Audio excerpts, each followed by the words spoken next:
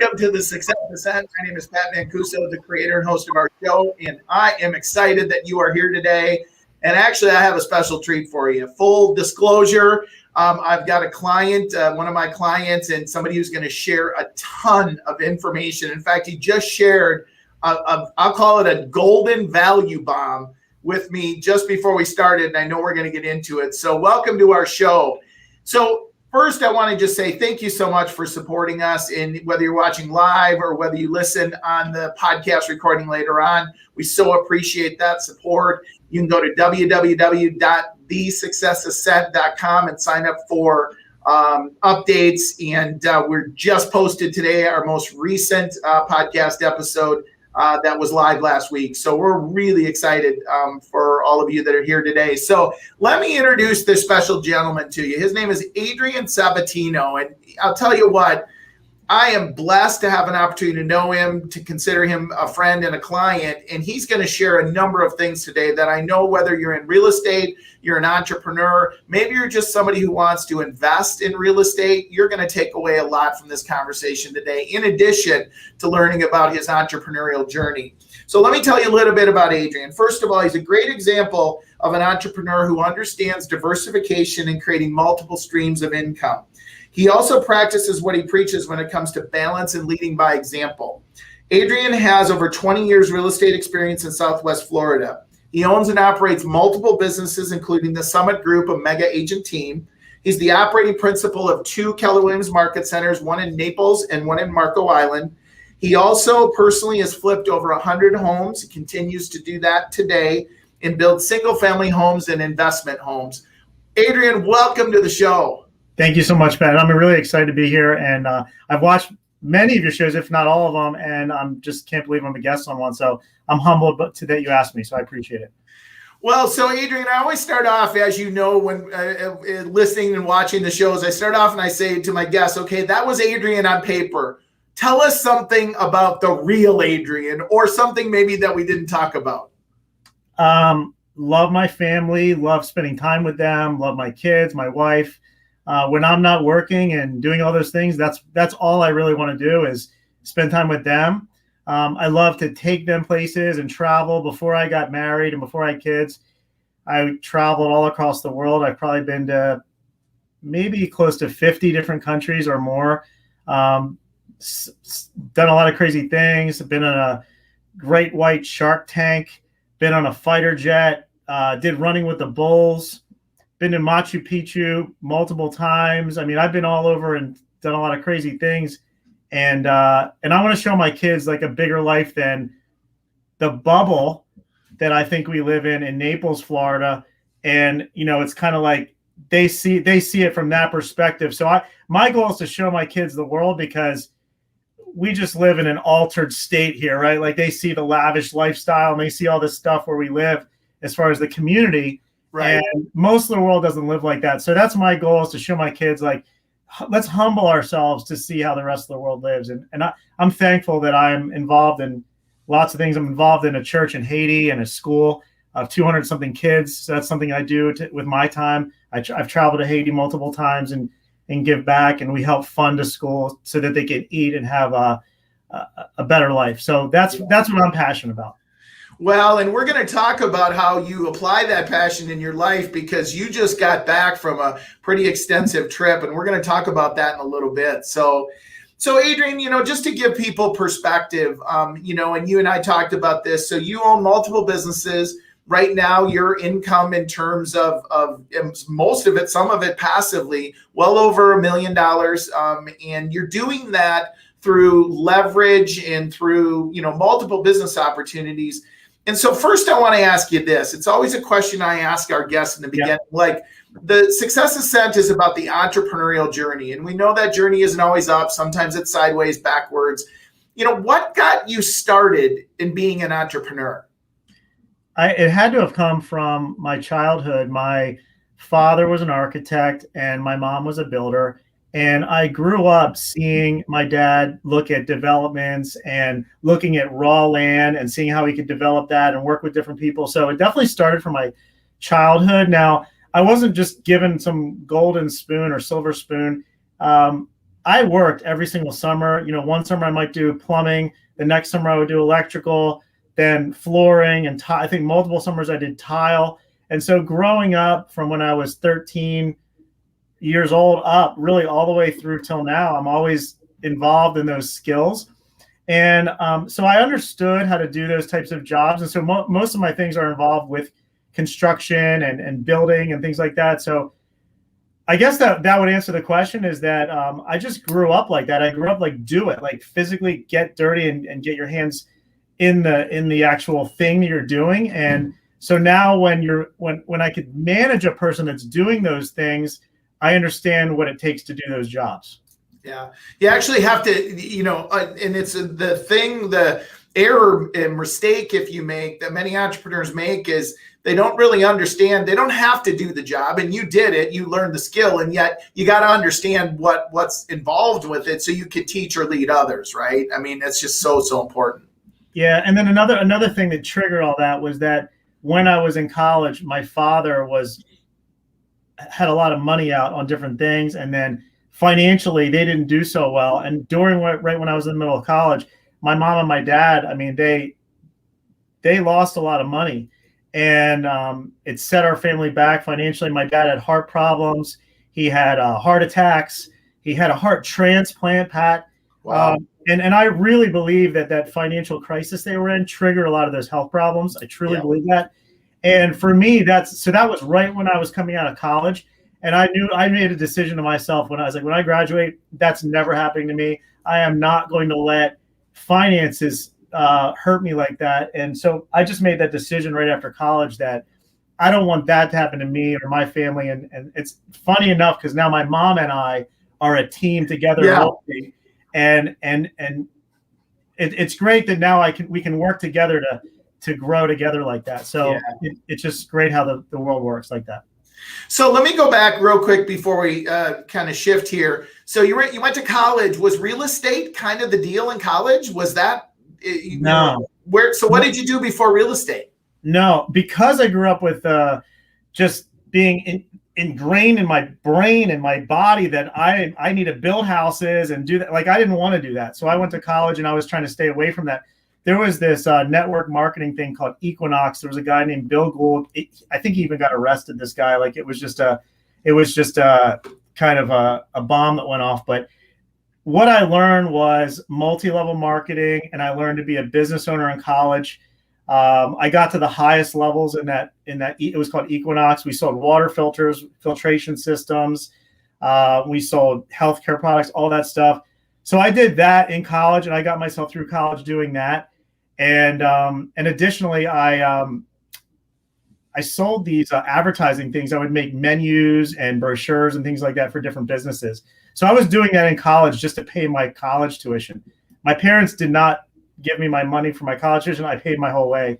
When I was 18, that was it. I cut the cord. Yeah. Started, and after that, I really had no choice anyway. But that's what happened. Yeah. So you've been an entrepreneur for a long time. Bottom line. Yeah. At least the mindset, right? Yeah. I had no control over that business went sour. I just was a part of it, like the network marketing, right. Selling, like that selling mindset, selling. I believe that the people that are the best salespeople can do the best. I mean, that's just who I think. Absolutely. So you get into real estate, and you've been in real estate for 20 years. You start selling real estate. That's where you started, right? Yeah, it was funny. I didn't even want to get my license. And, I came down to Naples Naples, Florida in 1999. I ended up getting my license because I said, well, I graduated college. I'm like, I don't know what else to do. That's all I know. And I was like, I'll just get my license, see what happens.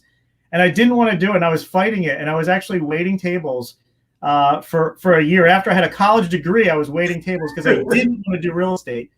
And I ended up waiting on a couple. And they said, well, we're looking to buy a house. And I could show you houses, whatever. I was wearing a flowered T-shirt with shorts and, the thing to hold the thing. Yeah. And I ended up selling them a $2.2 million house, my first deal. And I was like 21 years old. And I said, oh, well, maybe I should just do real estate. Oh, that's a great story. So you come into real estate, and then so let's move. I want to move a little bit because I want to get to a lot of topics, as many as we can. Yeah. So when you started in real estate, and now you're building a team at that point, or was it just you? So I'll just read. It was in Naples, but I was bored because I was young. I was a kid. I was in early 20s, and there was not a lot going on. So I said, I'm out of here, and I moved to the other coast. I moved to the Fort Lauderdale area, and I instantly started my own company there. Okay. I had about between 17 and 20 something agents, depending on the time, and concentrated on waterfront properties. That's where I started flipping properties, and that's the story of how I started flipping properties is it's funny because I was on the plane to Vegas, of all places, a gambling place, and I ran into a college roommate of mine on the plane. I hadn't talked to him about 4 years. And he said, "What are you doing?" I said, "Well, I'm in real estate now." And he said, "Well, let's flip some houses together." And I said, "All right, let's do it." I mean, that was the whole plan. And when we got back, he said, "Hey, let's buy a house." And I didn't know what I was doing whatsoever. I just found the cheapest house in the neighborhood. We bought it. We painted it. We cleaned it. We made $8,000 or something like that. We thought it was the best thing in the world. And we said, let's do it again. And from there, we just grew and grew and grew. And many of the businesses I did with this individual when I was over there. But that was 11 years ago over there. So you do that, and then you come back and you get involved in leadership in a Keller Williams franchise. Well, so for 17 years, I was not in Keller Williams, right? And right. For the last just over 4 years, I had been. And all those 17 years, I thought to myself, I got it. I know what I'm doing. I've got this covered. I don't need any help. And, you always get approached by different companies. It kind of went like this. Hi, this is blank from blank company. Oh, okay. Click. That was my response. And so I did come to Keller Williams because when I did see the big vision of the company and the systems and the models, I was like, that's it. I don't know what I'm doing. I'm clueless, and there's such a bigger picture that I'm seeing. I actually, one of the biggest ahas that I had is when I was watching a mastermind with a mega agent and out of Orlando, and he showed an org chart. And I'm like, what org chart? Where's there an org chart in real estate? What does that even mean? And so that got me curious. And then from there, I was like, I'm missing something. Yeah. So that's how it started for me with the company. Yeah. So, you're building, and here's the real thing that I want to get into today. So you're building businesses and you're doing it through leverage, right? Right. And, you're having a ton of success. You flipped over, 100 properties in your career, and you're building investment properties either to hold on to or to sell. So talk about that journey. Cause here's what I want to pull out. I really do want to pull this out. First, we know history tells us and research tells us that the most wealthy people typically have real estate as part of their portfolio, whether it's multifamily, land development, et cetera. So you're doing it, you're building wealth through it, and you're doing it with I say not a lot of investment. Even in some cases, you told me before we started, your most recent deals, you didn't have any money into. Right. And most people would hear that, Adrian, and they'd go, no way, that's not possible. I would think the same thing if I didn't do it myself, probably. Yeah. So talk about that. How did you get started? What are the things that you've done that you would share with people? Like if they're thinking, ooh, I got to do that, what do I need to do? So with flipping houses and investments, I know that there's three things that are the most important, three pillars of investments, which is treasure, time, and talent. So the treasure being money, then there's my time, and then there's the talent, and those are the people that I surround myself with, like my team, right? Like the talent's my team. Like it could be the builder, it could be mortgage people, it could be maybe even other investors that are willing to put their money where I think they should put it. So that's, to me, those are the three pillars. So that's how my mindset is. At the beginning, it was just me. It was just me literally painting the houses and putting my time into it, and me going and getting a mortgage because I didn't have the money to do it then on the first handful of houses, or probably even 10 houses. I had to go get loans. So it was just chipping away until I gathered the amount of resources to then fund those by myself. And then when I started funding those by myself, then I started to gain recognition, and partners would, or investors would say, "Oh, you know what you're doing. Can I put money?" So it was a progression, Pat. It wasn't overnight. It was because people see that you are doing things the way, and they want a part of that, so they're willing to give their money to use me as the leverage for their money, to put their money in a position to make more money. So as far as when we're talking about that zero money, it's not that I couldn't have put my more money and probably gained 100% of the profits. It's that by using other people's money, I could take my money and make even more money on other things. So that's how I looked at it. But it's the three pillars: it's the treasure, it's the time, and the talent. That if you're starting out, you are all three at the beginning. That's how. Well, and I love the is it OPM, other people's money? I mean, I've heard you hear that a lot, and people wouldn't think about that, right? But what you're saying is, let's say I'm a real estate agent, let's say that I'm just a business owner, let's say I'm just somebody that wants to build wealth, and I see an opportunity. My first thought that you would have, most people have, is, well, I don't have the money, and yet that really is not the challenge, right? That's not anybody's challenge. It can always go find money. Well, the information, I think, is more valuable than the money, right? The information on that of a source of an opportunity. Right. That's the value. It's not the money.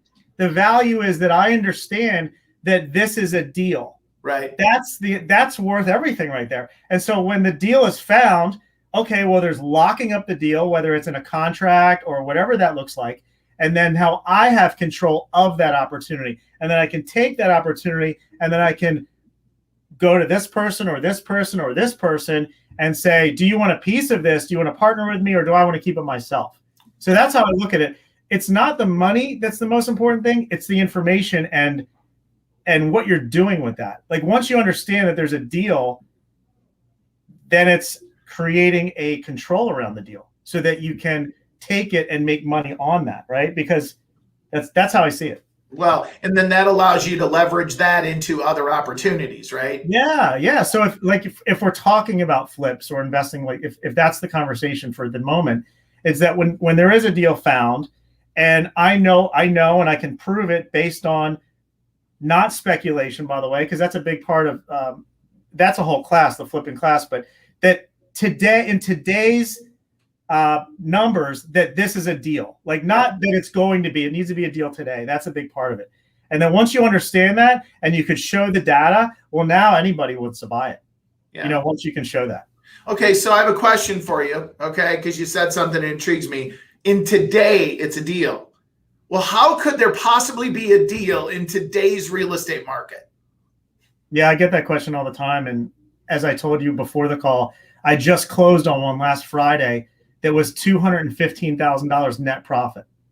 It was a flip. Wow. Net profit, which was with a partner. So I got $107,500 on that deal with $0 out of my pocket. Now that's today's market, right? Like, I'll just stop right there and go, how many people listening to this right now who listen later on will go, I want that deal. And yet it's there. People just don't take advantage of it. The coolest thing is that it happened to be with an agent in our office, and I told him the number that I needed, and I was happy to pay him. And my net's the net. So I'm saying, now what I'm going to tell you is the expense. I was happy to pay him 3% and a $15,000 bonus for bringing me the buyer, and I still netted that amount. Wow. So it's helping others, and so now I got to help someone else in our office, their family, which was really cool. So let me ask you a question on that. I'm going to come. There are two questions.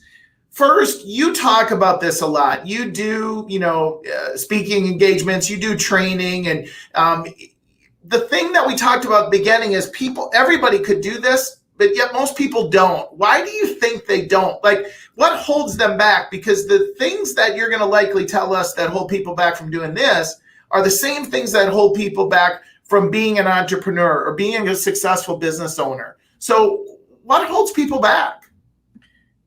I know for me, what drives me is just the urgency. For me, it's that I see my big picture is like this. I have a 10-year-old and a 12-year-old kid, both boys.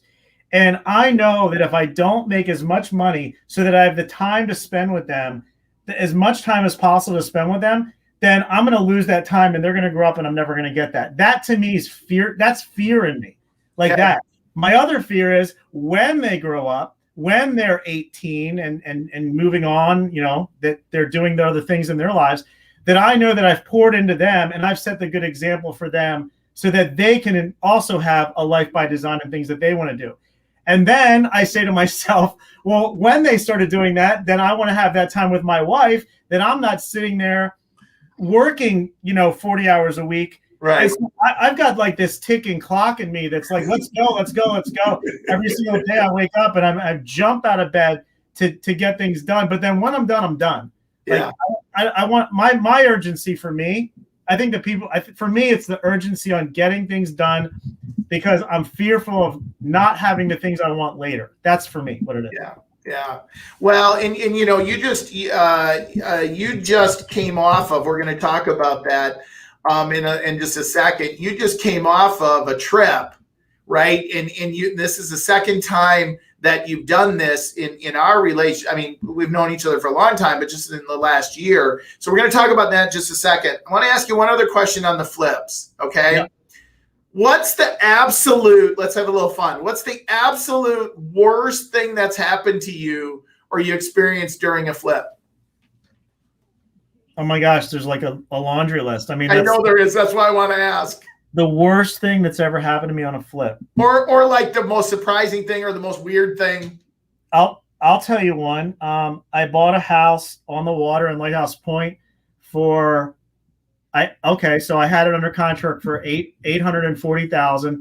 The seller thought he would change his mind. He tried to back out of me. He bumped the price to $850,000. I couldn't do anything about it, so I ended up closing on it for $850,000.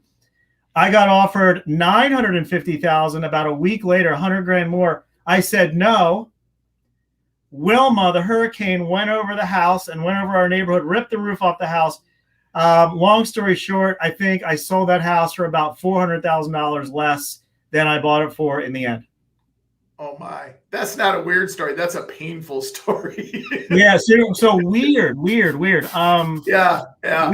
Weird would, man, there's so many weird. Well, no, it's good. It's good. It's, you know what? I just said the one thing, the story that comes to mind. That's a good one. That was the most pain for me. Just now I ended up making about the same amount of money on another house at the same time. So it evened out. I still didn't like that one. Right. No. That'd be one I'd remember. So let me shift gears a little bit with you. I want to talk to you about, you've done this twice now in the last year and a half. You've taken significant time off, and I mean truly significant time off. We're talking a 4-week window the first time, I think, and this one was 5 to 6 weeks, where you got in an RV. Yeah. And you just left. Yeah. Yeah. And you traveled the country with your kids and your wife. And so first talk to me about where'd that idea come from? COVID. Because with my kids, we traveled all over the place. I mean, we took them my kids have seen probably 15, 20 different countries each, and they're 10 and 12 years old. But now we couldn't travel. So I said, it started like this. We live in Southwest Florida. There's hurricanes. And I said to my wife, the country shut down with COVID. Well, what happens if there's a hurricane and we have to leave and go somewhere and there's no hotels and there's nowhere to stay? I think we should get an RV. It was really my excuse, right, to get the RV. So she said, okay, let's get the RV. So it started like that. And she wasn't really not interested in the idea. But we were homeschooling our kids. And I said, it's a perfect opportunity. Most of the stuff is done by Zoom right now at that time, and I can be mobile. No one even needs to know where I am.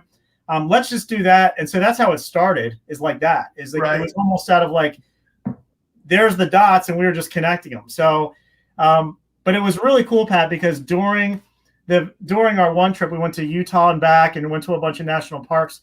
My kids were studying. One was studying the Grand Canyon. One was studying the wind turbines and things like that. And as they were studying the back, my wife was teaching them homeschool. We looked out the window and there it was. It was just so cool to see that. Yeah, like they were physically at the places that they were studying online. So that to me was like, I know I'm doing the right thing like that. Well, here's, and you probably realize this, and yet, as your coach, I always pull these things out. You're a very strategic thinker. And the strategic thinking around COVID was, what if there's a hurricane? Now, what are the chances a hurricane's going to come through Florida during hurricane season? Let's see, 100%. Pretty good. Yeah. And then if it does and you have to evacuate, well, there's no hotels because most of them are closed down now. And so that's the way that I so appreciate what you do and how you run your businesses, because that's how you think. And yet COVID forced it, and yet it created this just amazing opportunity for you. And so you were just gone for 6 weeks? Yeah, the most recent one. And when we were on the first one, we had an C class RV. And it was when we were getting back, I said to this is a little small. So we ended up upgrading to the big bus. And that's the one we have now. And we just did nearly 5.5 weeks. We went to Maine and back. And it was great because I showed my kids Washington, D.C., New York.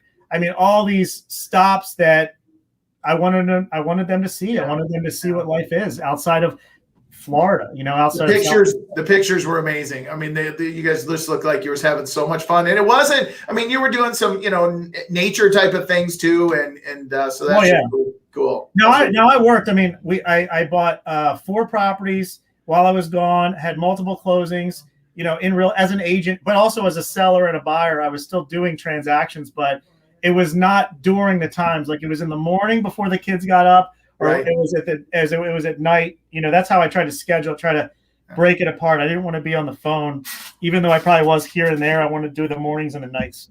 Well, the one thing that you've mastered, and I wish we had more time to go into this, is just your the habit of understanding how leverage works and how to leverage through other people, or leverage through resources, leverage through money, those type of things.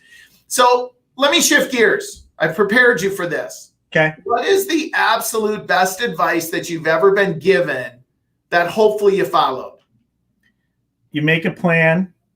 And that you want, right? Not someone else's plan. It's what is important to you.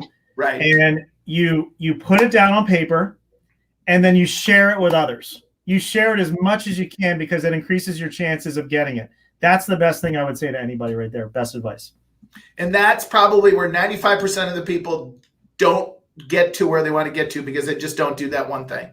Yeah, I think that's it. And that's when, people say, oh, your trip looks so great, I want to do that one day. And I say, well, when are you going? Right. Yeah. So I want make the decision to go first, and then the pieces will fall into place. Yeah, just put it on your calendar, and then that's it. And then make the plan around it. But the thing is that sharing with others, I think, is a key element a lot of people are not doing. I think that's the most important part. When I make a plan, especially my 1-year plan, I share with everyone. I want full accountability. I want everyone to know what I'm doing. Here's my goals for the year. Here's my vacation. Here's this. And guess what? It becomes a reality. You can get anything you want, I think, in life. If you can imagine it, you can put it on paper, you can get it. I think that's the thing that's what's stopping people, is they don't put it down and they don't stare. Right now, I've got my vision right there. It's on my phone. It's at home. Everywhere I go, it's got my plan of the year. Yeah. And you know what that does, Pat, for me? It's that the days that there's little hiccups, they don't matter. Yeah. Because you just look at the big picture. Yeah. No, and you're right. You're absolutely right. So great advice, by the way. So now let's flip that upside down, as we do on our show, and we say, what's the absolute worst advice that you've ever been given that hopefully you didn't follow? And if you did, what did you learn?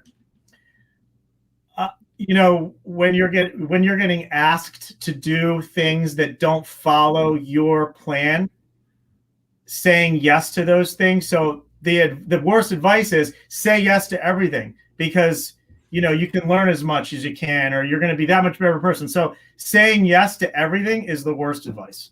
I think for me, it's like, I got to really watch what you say yes to, because you're saying no to something else. Right. And that should be important to you if you have it on your plan. Yeah. And many people overcommit, and then they wonder why they never get anything done or don't hit any of their objectives. Right. Right.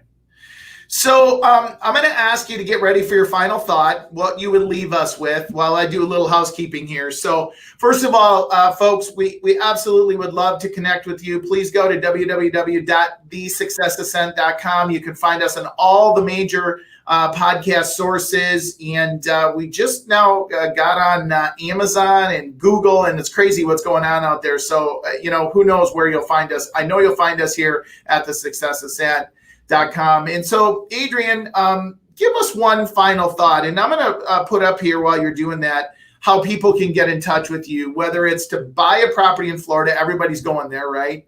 There's still opportunity. So what would be your final thought as an entrepreneur, business owner, father, whatever you want to leave us with, I'm sure is going to be golden. I think that whatever you're thinking about doing, whether it's investing or flipping or starting a new business, it's not the question of, am I going to mess up? You're 100%. You're 100% going to mess up. That's going to happen. So it's accepting that, and then just knowing that, and then looking for the big picture, the final outcome. That's how I look at everything, flipping, investing. I am going to mess up horribly, and that's okay. Yeah. Because in the end, there's the gold. That's how I think it. Well, and you said something, and I'm going to give a little teaser to folks to go listen to the interview we just did with Steve Sims. Steve Sims talked about he was in the room with Elon Musk as one of the first X1, I guess it is, SpaceX rockets was coming down. And remember in the beginning when they exploded before they came down, and he was actually in the control room with Elon Musk when that was happening. And he described what people were going through when that failure happened. And it wasn't, oh my gosh, let's go into a corner and cry and we just lost a $50 million, $100 million rocket. It was, what are we going to learn from it so that it doesn't happen again? And that's what you have to do. So opportunities in Florida, people to buy or sell, they could invest. I mean, you've got lots of opportunities. So they get you at freefloridahomesearch.com. Yes, sir. Cool. Awesome. Well, Adrian, thank you so much for being here today. I am so grateful, and I'm just honored to have a relationship with you. And you did an awesome job today. I've been watching the love, the hearts, and all the folks that are watching and listening. So thank you so much for being here today, Adrian.